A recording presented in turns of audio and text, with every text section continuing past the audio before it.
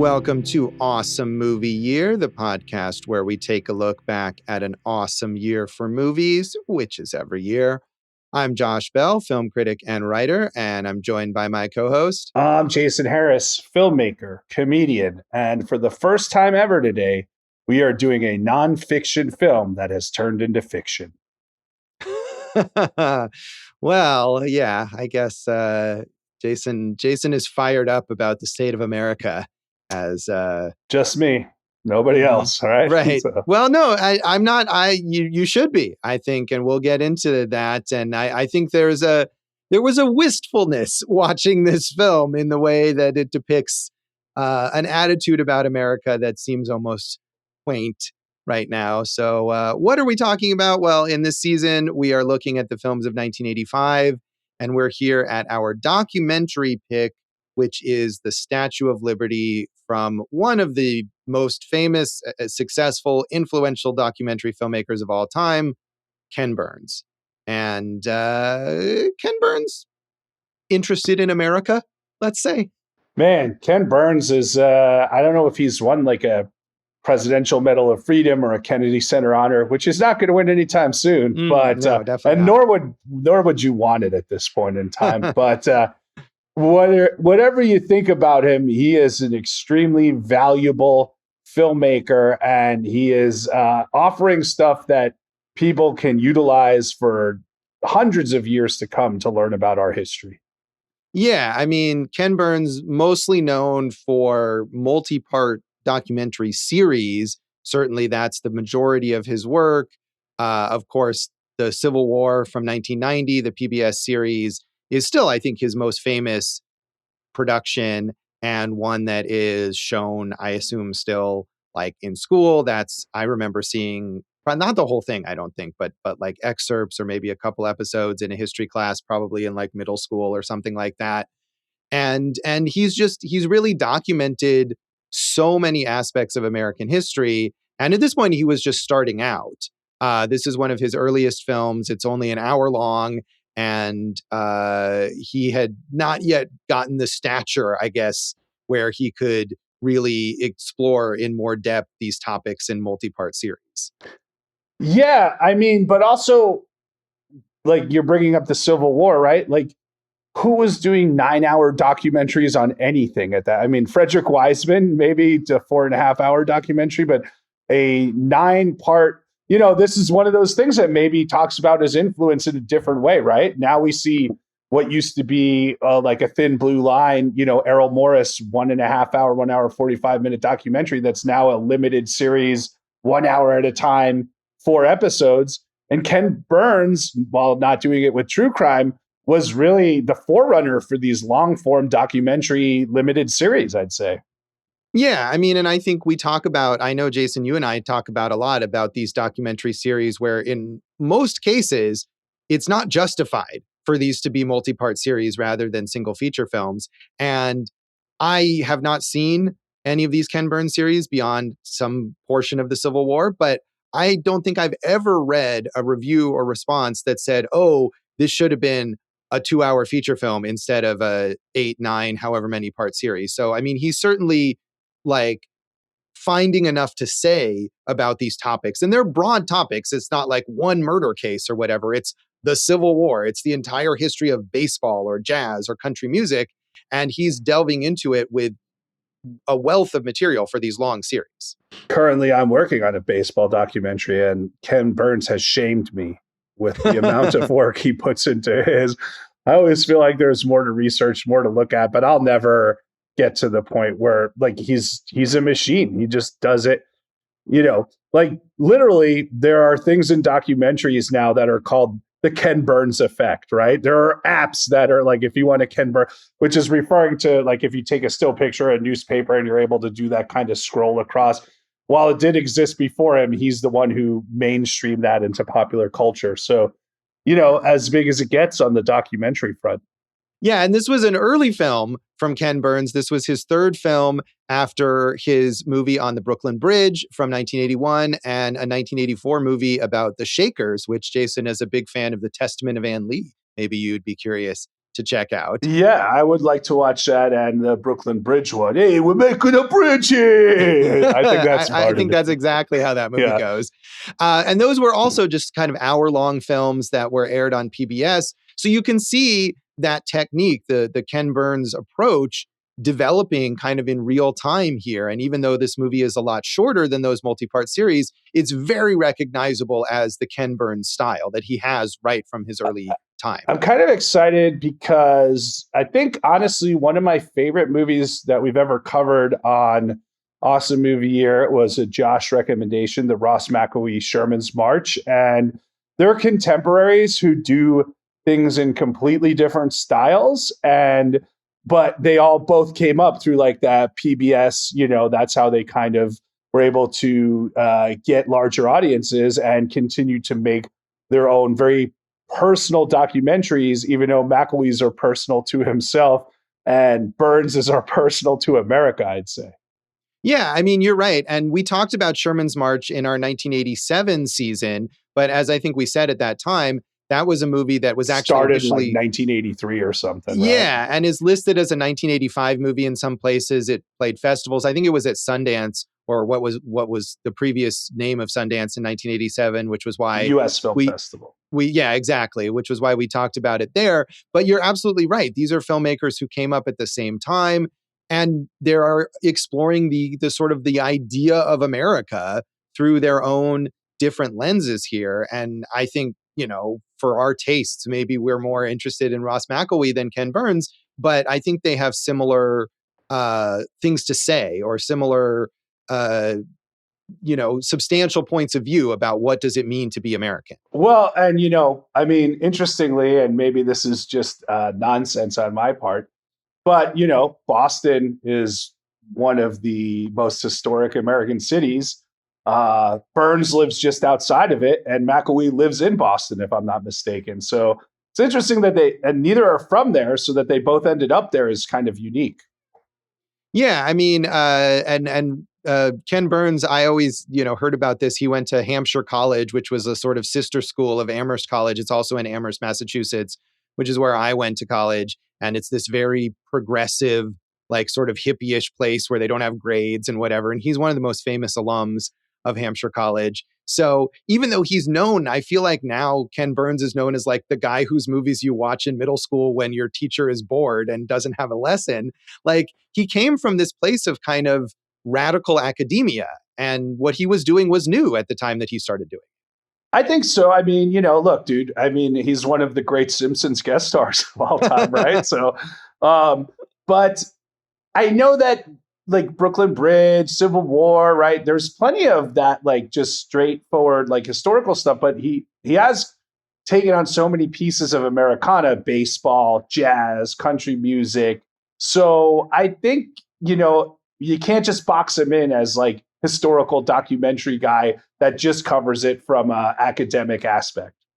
Right. That's certainly true. And I watched some little brief interview with him, and he talks about how he was never a history guy younger. He was like, I didn't pay attention in high school history, and I didn't take any history classes in college. But when he started making documentaries, and in some cases, he was kind of commissioned to do these things or whatever, he was like, I found my calling.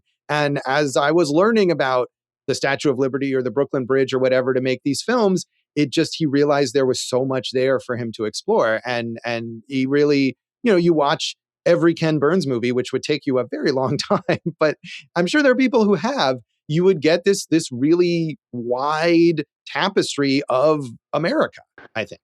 Dave would do it if his name was Ken Burnist. Yes. Wow. Well, what is more American than Ernest P. Worrell? Fair point. Josh, you made at the same time he was making this, he was making a documentary on Huey Long, and I think that what I read is maybe this is where he focused in on that kind of idea of like, who are we, Americans? What are we? Who are we? Right? And we have him. We have Ross McElwee, Les Blank. We've also covered that I think fits into this whole thing, and they all go about it in their own ways. Yeah, and in that interview that I was mentioning, he says how he was working on the Huey Long movie at the same time, and he says he's like, I realized as I was making these movies, even though they're about these subjects that seem so different, they're the same thing. Like they're movies about what is America. And I think that's, that's what's going on here. So I am America, and so can you. Yes. Thank you, Stephen Colbert. This movie, I thought it was amusing that for its initial PBS broadcast, this movie was funded by Liberty Mutual Insurance. So before their catchy jingle, I'm sure. Yes, that was that's a very memorable jingle. But of course, the Statue of Liberty is their like symbol, and so it's not surprising that they wanted this made. It was nominated for the Oscar for Best Documentary Feature. So I don't know what the eligibility requirements were for the Oscars at this time. It looks like it played at least one film festival, but I don't believe it had any kind of theatrical release. So I think those standards have changed, but it was nominated there for the Oscar. It was also nominated for an Emmy for Outstanding Informational Special. And again, premiered on PBS in October 1985. So mostly this is a movie, or almost entirely this is a movie that people watched on TV or watched at home rather than in theaters. But it did give him a chance for his second Oscar nomination. The Brooklyn Bridge was also nominated for an Oscar prior to this. Lost to a film called Broken Rainbow. What do you know about that one, Josh? Absolutely nothing. It was not directed by Ken Burns. I think, if I'm not mistaken, it's about the displacement. Yep, there I was right. The forced relocation of the Dene people, the Navajo. So another historical, kind of American thing to do: displace the Native Americans. Yes, and I'm sure that's a topic that arises in later Ken Burns documentaries. Yeah. So, as I feel like has happened, we've done a handful of like TV movies. It's a lot harder to find reviews, and I did my best, but maybe I didn't have my research skills as much on point here. So you're no Ken Burns. I'm no Ken. That's so true. When is Ken Burns going to make film criticism? That's the Ken Burns movie that I want to see, and he can pan across a lot of newspaper reviews and maybe some clips of Siskel and Ebert and Gene Shalit, perhaps. I would watch that 9-part Ken Burns series about the history of film criticism. I think so. If for no other reason, to hear the Gene Shalit rhymes and puns. Yes, those are classics. So I just have one review here from John Corey in the New York Times, who said, "What's new about the Statue of Liberty? Nothing much, really. It was officially unveiled 99 years ago today and has stood in the Narrows ever since. Many New Yorkers take it for granted. It is visited mostly by tourists. It may not seem like a rich topic for a television documentary, but the Statue of Liberty is a terrific piece of work. It mixes history and ideas. The Statue of Liberty uses wonderful old photographs, paintings, and blueprints in most of this, scarcely a one ponderous or boring. Indeed, Ken Burns, the producer and director, has made the documentary look like a feature film." Well, I think, like we just talked about, his cinematic nature is one of the things that is attractive about his films, although, you do get very basic talking head stuff in there as well. Yeah, but I think, the Ken Burns effect that you're talking about earlier that we kind of take for granted and that is used in other films and that has become so familiar, this is an early example of this. And just the idea of making those historical documents kind of come alive to some degree is something that was new to people that maybe you didn't see in a PBS educational documentary about American history, and shows you why Ken Burns immediately kind of rose to the top of this thing and became the go-to guy for this for the next 40 years. And I mean, now we can do it on an iPhone with an app, right? Like it's not easy what he was doing, right? Like, I mean, I know that, with programs, editing programs, software programs, you could, scan the stuff in and do that as well. This kind of transferring of like, oh, now we're at the headline and now we can pan down to it. But I'm guessing around this time, they might have actually had to like light a room with the newspapers and actually move the camera to get the effect that they wanted, which is not easy to do. And I believe there were some like behind the scenes images that I saw somewhere online of this, and it looked like Ken Burns, kind of like what you were saying, like in a room with a camera and some like archival piece of, footage or a document or whatever, or like a little replica of the Statue of Liberty, and he's pointing the camera at it. Like that's what you had to do at this time. And it's something that he did. I think the Brooklyn Bridge, his first film, which was eventually shown on PBS, but it was kind of done on his own. He said it took like 4 years to make.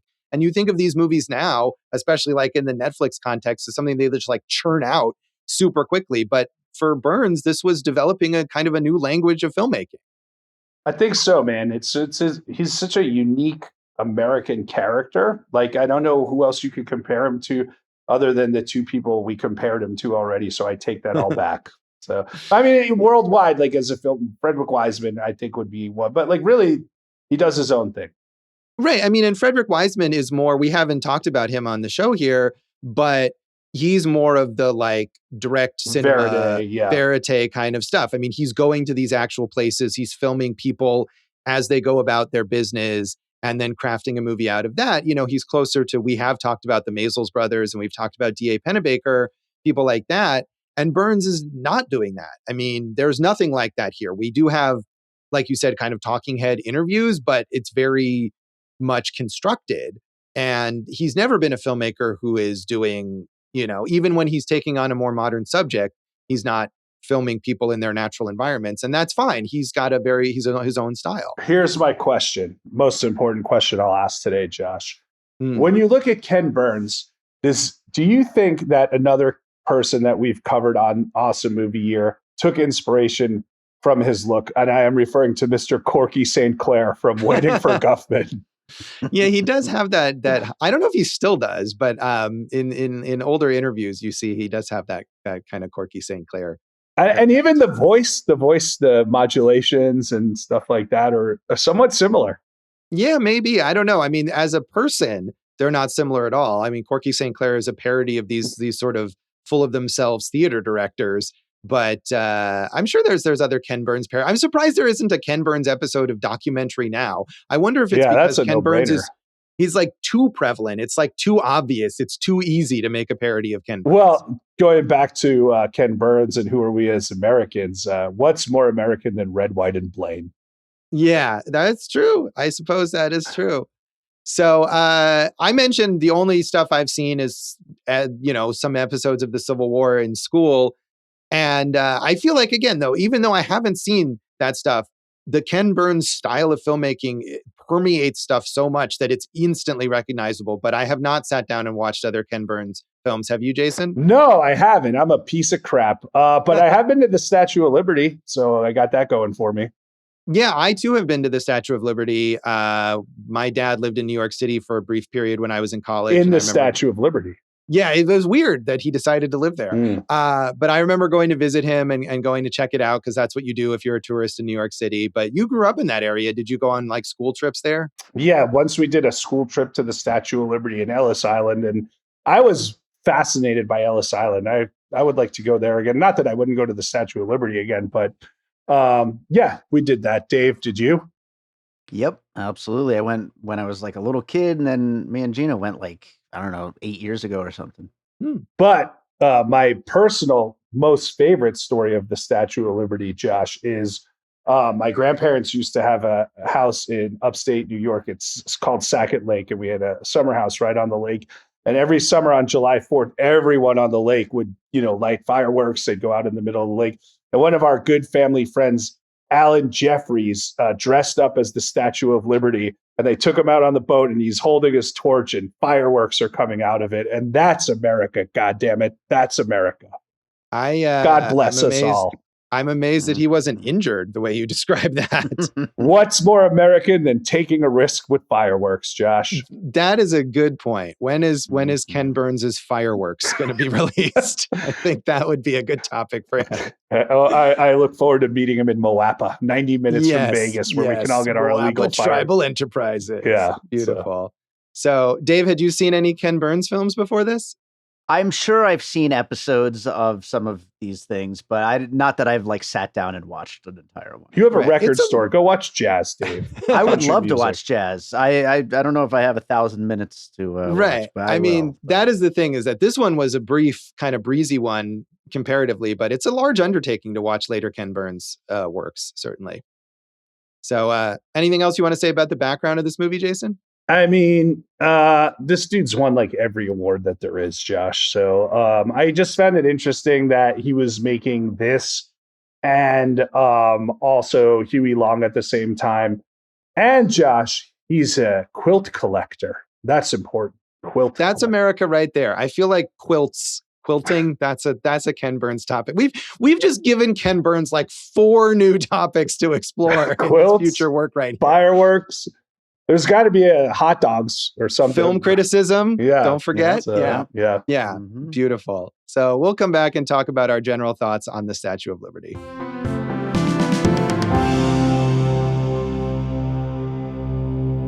Welcome back to Awesome Movie Year. In this episode of our season on the films of 1985, we are talking about our documentary pick from Ken Burns. It's the Statue of Liberty. And this movie is kind of divided into 2 aspects, right? We get the history of the Statue of Liberty, which is more of the Ken Burns kind of style, or what we expect from him, all of these historical documents, the reading of, newspaper articles and things like this from the 1870s and 1880s when the statue was being built and erected. But then the second half of this movie is these interviews with modern kind of scholars and artists talking about the meaning of the Statue of Liberty and what is liberty.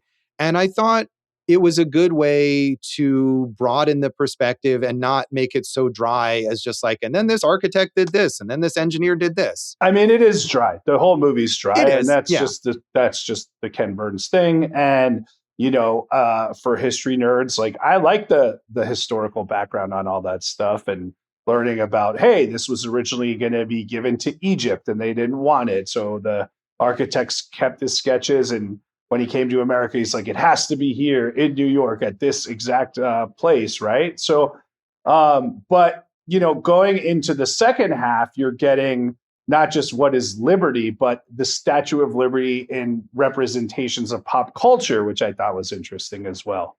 Right. I mean, no Liberty Mutual commercials here yet, but that's certainly a memorable one. But yeah, I mean, I would say, even though I visited the Statue of Liberty, and I'm sure all this information is on like placards there or whatever, I didn't remember or didn't know about the specifics of it and the involvement of Gustave Eiffel, the creator of the Eiffel Tower, who was a key engineer in figuring out how to make the statue, like stand up, given its immense size. And also, how to put it together and how to transport it from France. Right. So, which was pretty cool. Yeah, all of that was cool. And just the dedication of Auguste Bertoldi, who is the sculptor, designer of this. It took over a decade for them to actually get this fully made and funded and brought over to the US and erected. It was interesting too to learn that this is like an early example of crowdfunding, right? In France, they raised money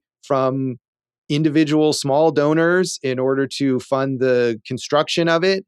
And then they did the same in the US to fund the construction of the base. Joseph Pulitzer, the famous newspaper publisher, was behind that, and a lot of really small donations. So, I mean, I'm just trying to imagine this kind of thing ever happening now. Yeah, that's what I'm thinking about in my head is like, one, hey, France, we're going to go to your citizens because we got to build this giant statue and give it to America as a gift, right?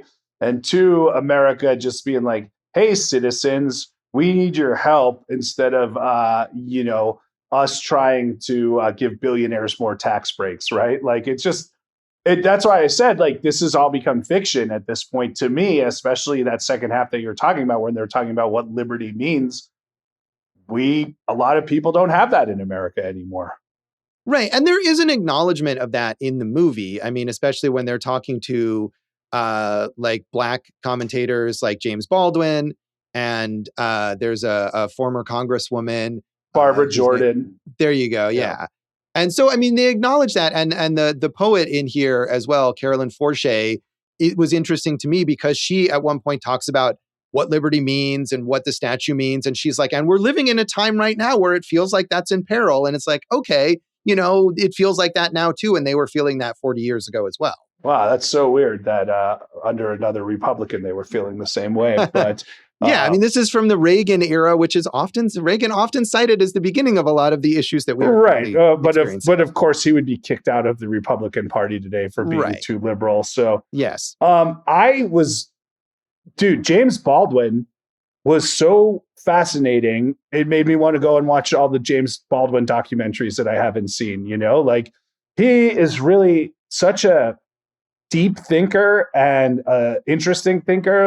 And I'm glad that he attacks it from that personal point of view when he's like, well, I could tell you about the Declaration of Independence, but it had nothing to do with people who look like me, So I thought that was really unique. I thought that was cool. It's strange. I mean, he went to two foreign filmmakers. I wonder why he chose Milos Forman and Jerzy Kosinski, other than the fact that they both immigrated here. I don't know why he, would it have been good to choose one and then choose a female filmmaker or, a minority filmmaker of some type? I don't know.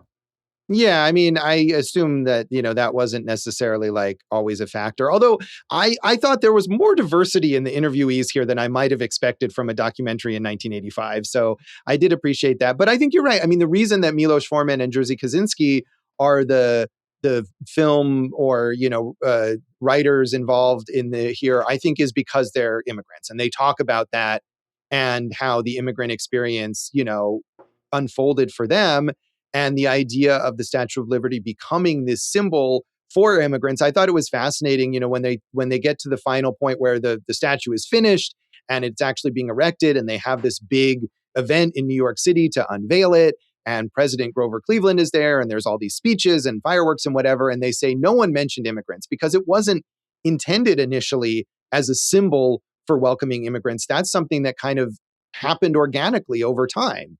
And now we associate it so strongly with that, but that wasn't what it was about at first necessarily. Well, and also that there was a protest even back then with the suffragettes, right? Like the females who were not allowed to vote, they were in boats outside protesting. And, there you go. Yeah, no, and I think that's great to note that this isn't, we see this now also as this sort of pure symbol of what's good about America, but it wasn't necessarily regarded that way. Here's this event where women have been excluded, or even before it was brought over, to see that there were articles, editorials against it, political cartoons against it. I thought that was interesting. I loved some quote from a London paper where they were like, oh, why would you take a statue symbolizing liberty and make it in France where they don't have enough liberty and give it to the US where they have too much liberty, like this stuffy English guy saying, right, Americans are too free or something, which is sort of hilarious. So, yeah, I mean, it was good to realize that this is, just like any of this stuff had a controversy at the time, that now we see it as a much purer thing. From the pop cultural standpoint, that montage where he's showing depictions of the Statue of Liberty throughout pop culture, both in print work and in films, including like Mr. Smith Goes to Washington, which we've covered. I thought that was unique. That was cool. I know I keep saying unique, but you know what I mean.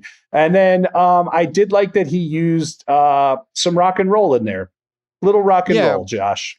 We have a Paul Simon song, I believe, that kind of opens and closes the movie that symbolizes, the sort of American spirit or whatever. And yeah, all of this stuff, I think you say you keep saying it was unique, but I think it was unique. It was something that he was developing as his own particular approach here that hadn't been made before. So I want to go back briefly when we were talking about like the crowdfunding and, your remark about billionaires. I think it is an interesting contrast too, because Joseph Pulitzer was the equivalent of a billionaire back then. He was the equivalent of like the Jeff Bezos of the time. And, instead of sending himself into space, he, championed this kind of altruistic project that was a symbol of, American freedom and goodwill. And I don't know if the billionaires these days are doing stuff like that. They all suck, Josh. At least most of them anyway. So, I mean, but I don't know if we have ever been in our lifetime in a more kind of schismed, kind of jaded time with what's going on in this country right now. No, within our lifetimes, no. I mean, I wonder about, living through the Vietnam War era, which was before we were born.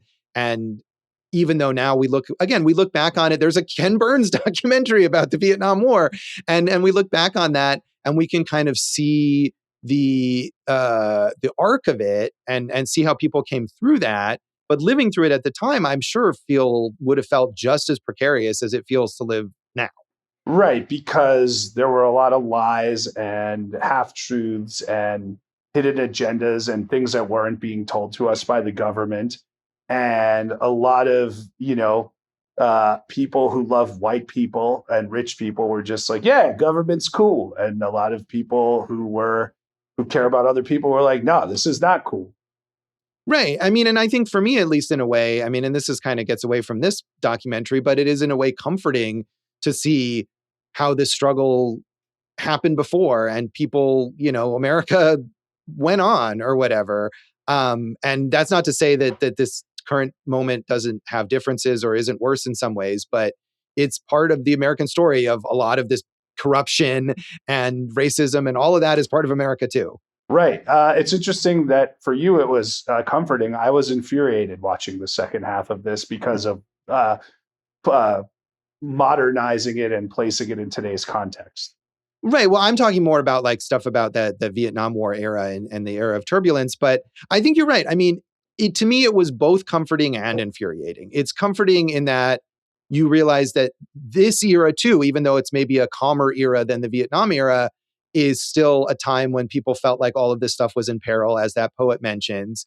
But also, it's about all the flaws of America, but still, as Milos Forman kind of says, you come to America as an immigrant and you have this idealized image of it. And then you get here and you realize it's not like the idealized image that you had at all. There's all sorts of problems and bad things here in America.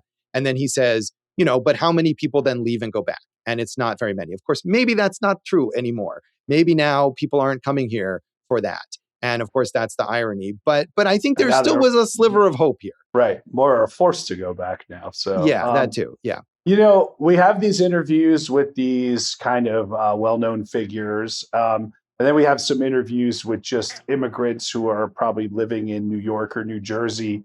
And that got a little repetitive. I mean, I think that they basically all gave the same sentiment. I came from X to America, hoping to make a life, and look at the life I was able to make for myself, which is a great thing. I mean, to me, honestly, the most effective interview of that sentiment was Mario Cuomo, the former New York governor, who was like, to personalize it, my parents came here and they had no money and they had one little boy and they had really nothing to offer skill wise. And if you asked my mom what she would have wanted out of it, she would maybe say, for one day, for one of my sons to become governor of New York, which did happen. It's amazing that could happen.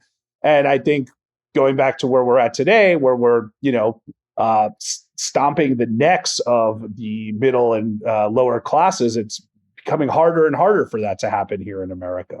Yeah, that's true. And I mean, I think it's also interesting to watch that interview. And Mario Cuomo does come off very, very well in this film. And then you think about his sons and what they're like. Well, I grew up back there. He was beloved as a governor and he probably could have been president. He just ran at the wrong time. I think he might have run after Clinton, and his chance was probably that 92 election, if I'm not mistaken.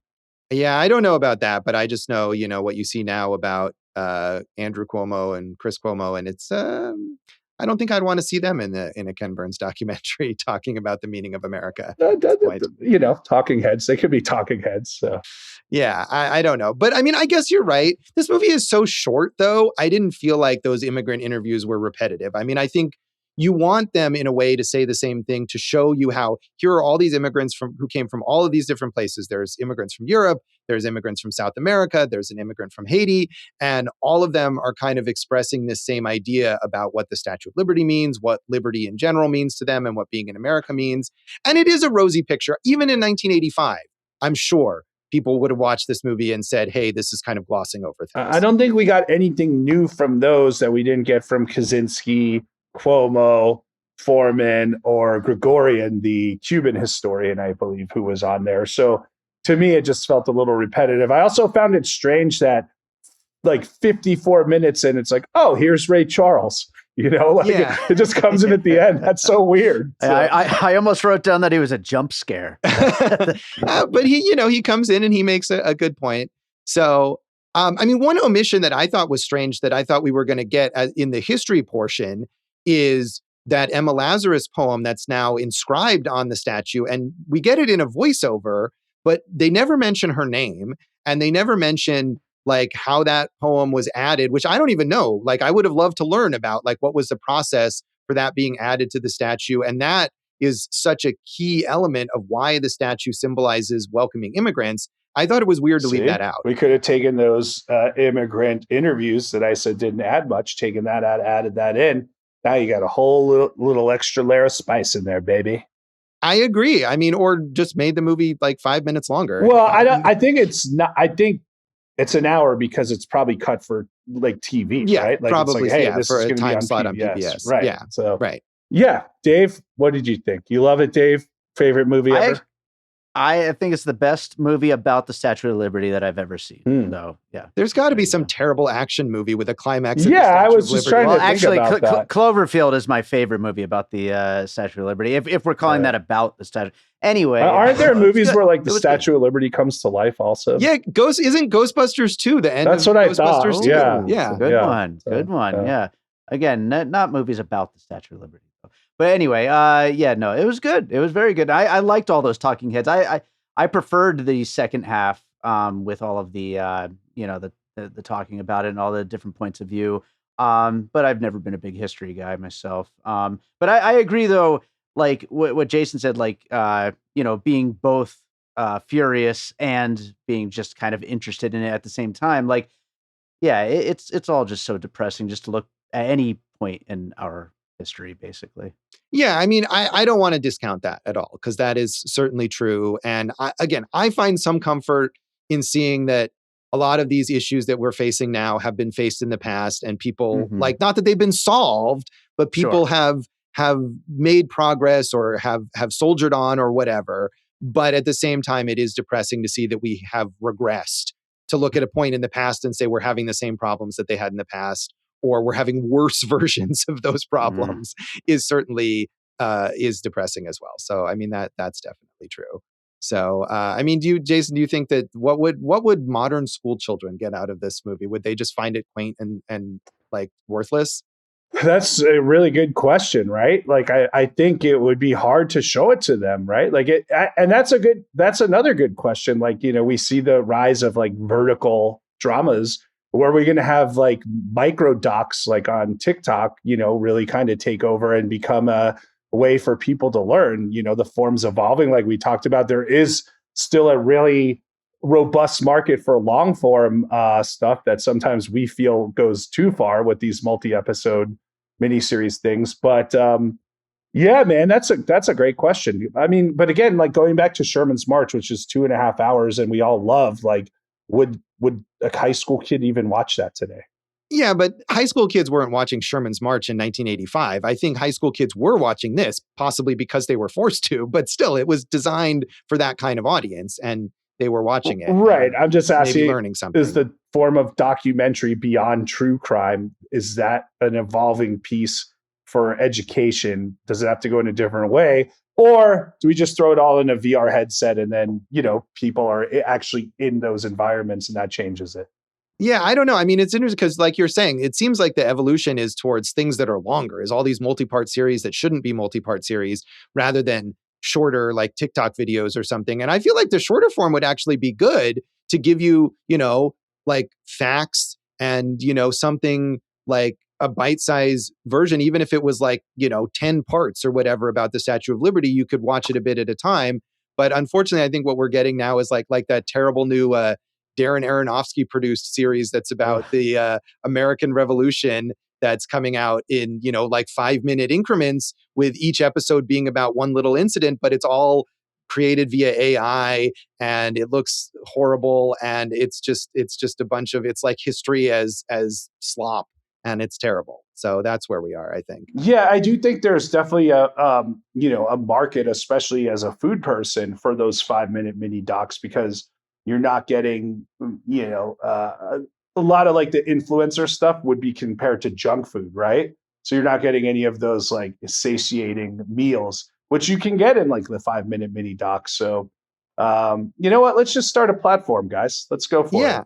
No, I'm all for that. And I guarantee you there are like historians on YouTube or even on TikTok who are doing stuff like that we're not familiar with. So I'd say, I'm all in favor of them. I'm anti Darren Aronofsky's terrible AI series about the American Revolution.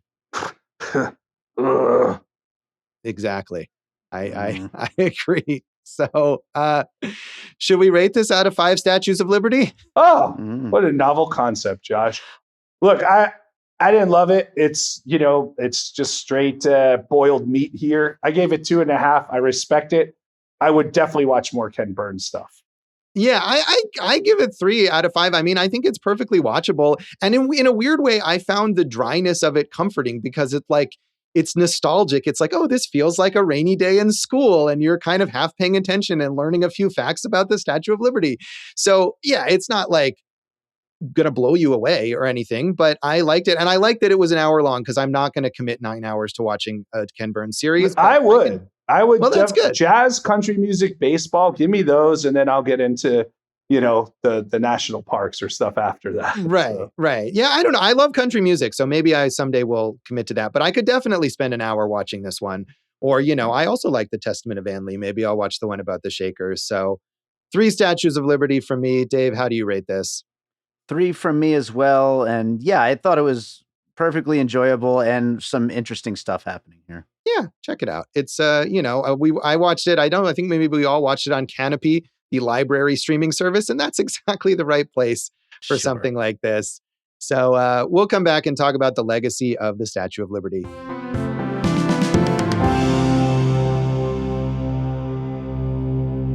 Welcome back to Awesome Movie Year. In this episode of our season on the films of 1985, we are talking about Ken Burns' documentary, The Statue of Liberty.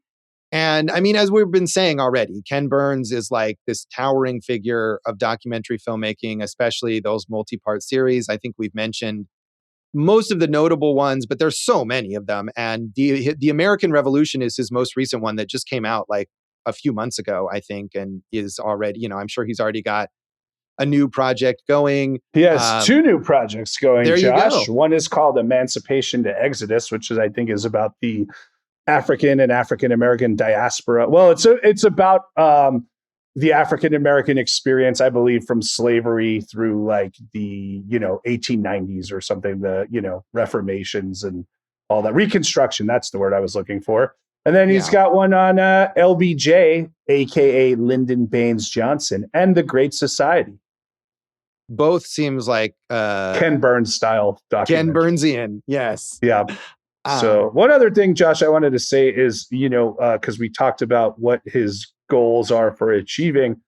His mom died when he was very young, and they said, when asked if he would ever make a film regarding his mother, Lila, Burns responded, "All of my films are about her. I don't think I could do it directly because of how intensely painful it is." Well, right. I mean, and I think as you pointed out, when you're comparing him to Ross McElwee, like his movies aren't personal in the McElwee way, but they're personal in that you're learning about what matters to him. You're learning about what he thinks is important and what he cares about. And so in that way, he is like honoring, what his mother values that she passed along to him or whatever, I think. Yeah. So he has 2 Oscar nominations, as we said, for the Brooklyn Bridge and the Statue of Liberty. He has won multiple Emmys for baseball, for the national parks, for the Civil War, and for Unforgivable Blackness, The Rise and Fall of Jack Johnson. He also has a Lifetime Achievement Emmy, which makes total sense. And 2 Grammy Awards, Josh. For music from the Civil War, I believe. One Best Traditional Folk Album, so that might be from there. He's basically won every award there is. PGA, People's Choice, Peabody, the Lincoln Prize. He's a successful documentarian, Josh. He is. I mean, I feel like he's one of those, if people don't know anything about documentaries, that's just one of the few filmmakers that they may have heard of, again, because of like educational experiences. Yeah, he lives in Walpole, Massachusetts. He's got his team out there, which are basically friends of his from college, Hampshire. So, Josh, maybe you and some of your Amherst buddies can really get cracking now. Yeah, I don't know, but we should say that like a lot of his, especially his later works, are co-directed with the people from his team, as well as his daughter Sarah Burns, I believe, and his brother Rick Burns is also a documentary filmmaker. So the whole Burns family documentary thing is going on. I think is Sarah Burns the former NPR personality? Because I think I read a book that she wrote on George Washington called "You Never Forget Your First." That could be. I'm only familiar with the idea that she's worked with her father on documentary films. On the Central Park Five, I think mainly was the one that they worked on together. So that may be someone else. And for all the people who say, "How can you say that Donald Trump is racist?" Go look up the Central Park Five and get back to me, guys. So. Or go watch the Ken Burns and Sarah Burns documentary, which I'm sure has some stuff in there about it as well. Josh, I we haven't talked about David McCullough, who is the narrator and one of the main talking heads, 2-time winner of the Pulitzer Prize National Book Award. Most people would know him from John Adams, and he also did something on Harry Truman. He's got the Presidential Medal of Freedom, and he hosted the American Experience on PBS. So one of the great historical minds of American culture.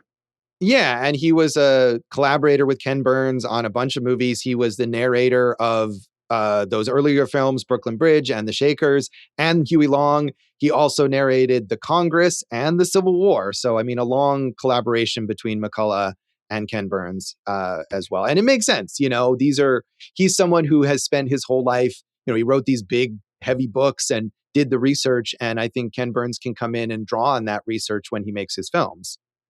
Of the Burns films that we haven't discussed, I feel like Prohibition would be a really interesting one. Yeah, I mean, I'm sure they're all interesting, and I'm sure they're all the kind of thing where whether or not you felt like you were inherently interested in the topic, he's going to tell you something interesting that you will learn and will be happy that you learned.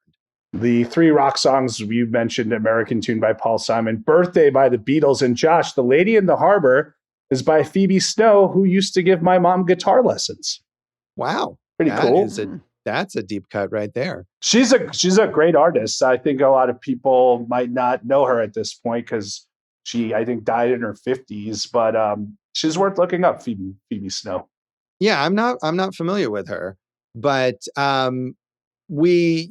think you were asking like, why is Milos Forman or Jerzy Kosinski in here? I think an interesting thing is that both of them have worked on films or novels that are, critical about the American experience, whether that's, The People versus Larry Flint or Ragtime or One Flew Over the Cuckoo's Nest that we have an episode on, Milos Forman's films. We also did an episode on his film Amadeus. And Jerzy Kosinski wrote the novel for Being There, which, Jason, I know is a movie that you're a huge fan of. And I think, didn't he do Network as well? Or no, that's Patty Chayefsky that you're thinking of. There we go. I'm getting it all confused. And I mentioned Kosinski from the film standpoint, not from the author standpoint. But yes, he is an author whose movies have been translated, like you said. I do like Being There quite a bit. Yeah, I mean, and Being There is certainly like a satire of the American character and is very critical of our political landscape, we could say, right? I believe so. Yeah.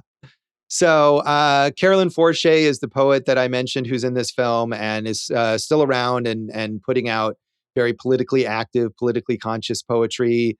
You mentioned James Baldwin documentaries. Have you seen I Am Not Your Negro? Man, I got to watch that. I know it's really good. Amazing, really good. Right? Yeah. I still have not gotten to that one. I stink. So, well, no, I mean, I stink, Josh. You'll be excited to discover it. It's fascinating. And certainly if you want to immerse yourself in Baldwin's perspective about America, that movie does a really good job of it. One random thing that I learned, just looking this up. So you mentioned these, we have these various interviews with immigrants, and one of them is this mother, this Russian mother and her 2 young children. And it doesn't say in the film, but one of those children is Alexander Vindman, who grew up to be the key witness in the Donald Trump Ukraine impeachment hearing. I know. Was on the National Security Council and is now running for Senate in Florida. Hope he wins. Yes. So also the Statue of Liberty is still there. For now. Yeah, for now. And we have one in Vegas. If you don't want to go to New York, go to New York, and Vegas. Come on, bro.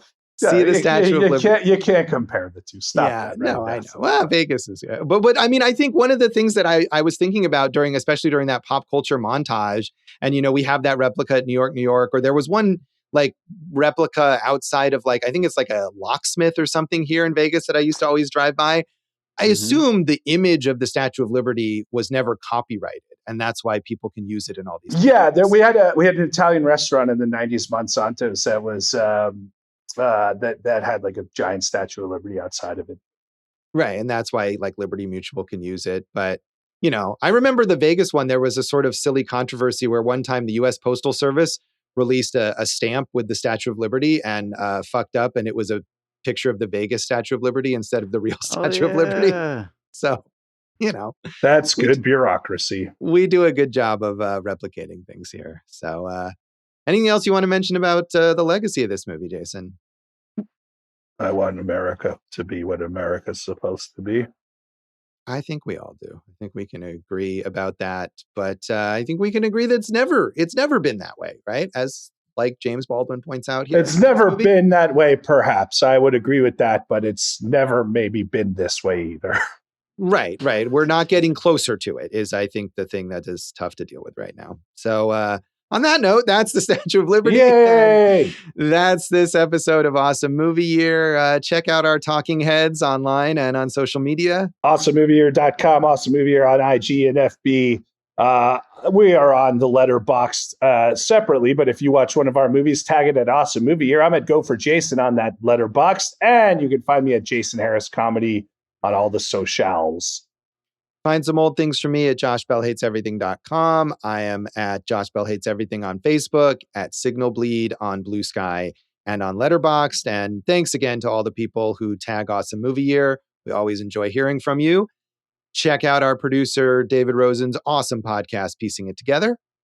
Check out Piecing It Together. And speaking of piecing it together, I thought it was pretty interesting how they pieced together the Statue of Liberty once they... Yeah. And what was it, 200 something crates that they had to take over? Pretty wild, bro. Almost Lost in a Storm. Yeah, interesting stuff here. Yeah. Good movie. You can find Piecing It Together wherever you listen to podcasts and follow us on social media at PiecingPod. Jason, what's in our next episode? Oh, Josh, as always, I'm a gentleman. I would never step on your toes. Why don't you tell us, since it's your pick?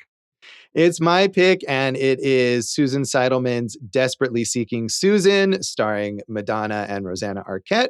So tune in next time for that, and thanks for listening to Awesome Movie Year. Thank you for listening to Awesome Movie Year. Make sure to follow Awesome Movie Year on Facebook, at Awesome Movie Pod on Twitter, and at Awesome Movie Year on Instagram. And if you like the show, review us and rate us with 5 stars on Apple Podcasts.